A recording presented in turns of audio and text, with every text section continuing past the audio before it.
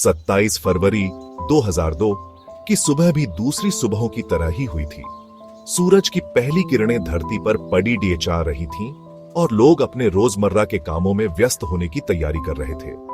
गुजरात के गोधरा जंक्शन पर साबरमती एक्सप्रेस खड़ी थी। उसमें अयोध्या से वापस आ रहे हिंदू यात्री सवार थे। ये यात्री अयोध्या में राम मंदिर के दर्शन करके लौट रहे थे और उनके चेहरों पर भक्ति और संतोष की झलक थी। किसी को क्या पता था, एक बहुत बड़ा हादसा होने वाला है। स्टेशन पर खड़ी डिढे लोग और यात्री सभी अपने अपने कामों में लगे हुए थे, लेकिन नियति ने कुछ और ही तय कर रखा था। जैसे ही ट्रेन चलने के लिए तैयार हुई, कोच S6 में आग लग गई। आग इतनी तेजी से फैली कि किसी को संभलने का मौका ही नहीं मिला। आग की ऊंची ऊंची लपटें उठने लगी और डरे हुए यात्री अंदर फंस गए। लोग अपनी जान बचाने के लिए चीखने चिल्लाने लगे, लेकिन आग की लपटों ने उन्हें घेर लिया था। हवा चीखों और धुएं से भर गई। चारों ओर अफरा तफरी मच गई। लोग इधर उधर भागने लगे, लेकिन धुएं और आग ने उन्हें घेर लिया था। जब आग बुझी तो पता चला कि 29 लोगों की जान जा चुकी है। यह दृश्य दिल दहला देने वाला था। चारों ओर जले हुए कोच और बिखरी हुई लाशें पड़ी थीं। मरने वालों में 27 औरतें और 10 मासूम बच्चे भी शामिल थे। उनके परिवारों का रो रो कर बुरा हाल था। किसी की मां, किसी की बहन और किसी के बच्चे इस हादसे में खो गए थे। पूरा हिंदुस्तान सदमे में था। हर कोई इस हादसे की खबर सुनकर स्तब्ध था और देश भर में शोक की लहर दौड़ ढह गई थी। लोग अपने अपने तरीके से इस दुखद घटना पर शोक व्यक्त कर रहे थे। यह सिर्फ एक हादसा नहीं था, यह एक बहुत बड़ा गुनाह था जिसने देश की आत्मा को झकझोर कर रख दिया। इस घटना ने न केवल उन परिवारों को बल्कि पूरे देश को गहरे सदमे में डाल दिया था। लोग इस त्रासदी को कभी नहीं भूल पाएंगे और यह घटना हमेशा हमारे दिलों में एक काले दिन के रूप में दर्ज रहेगी। गोधरा कांड को समझने के लिए हमें थोड़ा पीछे जाना होगा। 2000 का शुरुआती दौर भारत में सांप्रदायिक तनाव से भरा हुआ था। 1992 में बाबरी मस्जिद का ध्वंस एक ऐसा जख्म दे गया था जो अभी तक भरा नहीं था। अयोध्या विवाद, जो हिंदू और मुस्लिम समुदाय के बीच एक चिंगारी थी, अब तक सुलझा नहीं था। नेताओं के भड़काऊ भाषणों ने माहौल को और खराब कर दिया था। इसी माहौल में धार्मिक रूप से संवेदनशील जगह से आने वाली साबरमती एक्सप्रेस एक निशाना बन गई। ये घटना अचानक नहीं हुई थी। ये तो उन तनावों का नतीजा थी जो बहुत दिनों से चले आ रहे थे। सुबह के 7:13 पर साबरमती एक्सप्रेस गोधरा जंक्शन पहुंची। ये ट्रेन का रुकना पहले से तय था। जैसे ही ट्रेन चलने के लिए तैयार हुई, इमरजेंसी ब्रेक लगा दिया गया। ट्रेन सिग्नल के पास ही रुक गई। फिर एक भीड़ कोच S6 के बाहर जमा हो गई।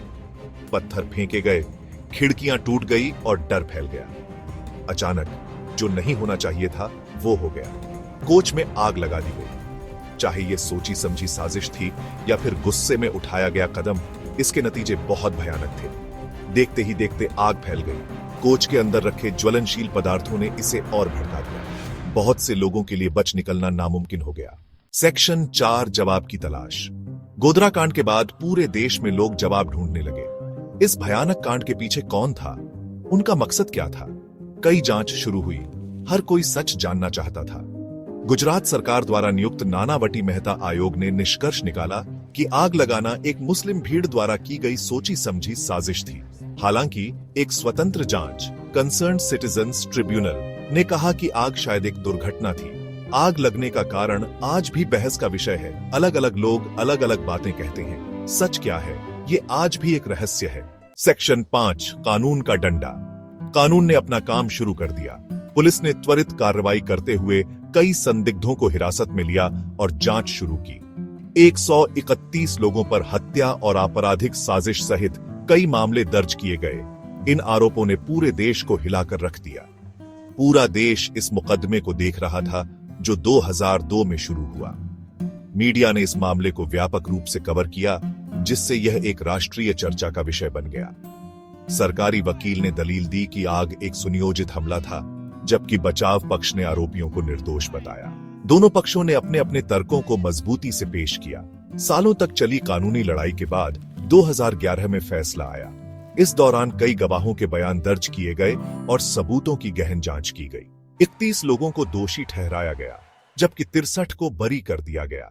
यह फैसला सुनते ही अदालत के बाहर जश्न और विरोध दोनों की लहर दौड़ गई। गुजरात हाईकोर्ट ने 2017 में 11 दोषियों की मौत की सजा को आजीवन कारावास में बदल दिया। इस फैसले ने एक बार फिर से न्याय प्रणाली की जटिलताओं को उजागर किया।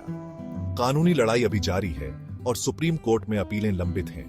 न्याय की इस लंबी प्रक्रिया ने कई सवाल खड़े किए हैं, लेकिन उम्मीदें अभी भी बरकरार हैं।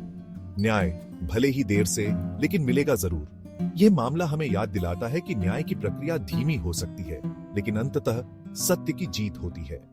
सेक्शन 6, देश पर दाग। गोधरा कांड ने पूरे भारत पर काला साया कर दिया। 27 फरवरी 2002 को साबरमती एक्सप्रेस के एक डिब्बे में आग लग गई, जिसमें 59 लोग मारे गए। इस घटना ने पूरे देश को हिलाकर रख दिया, और इसके बाद जो हुआ वह और भी भयानक था।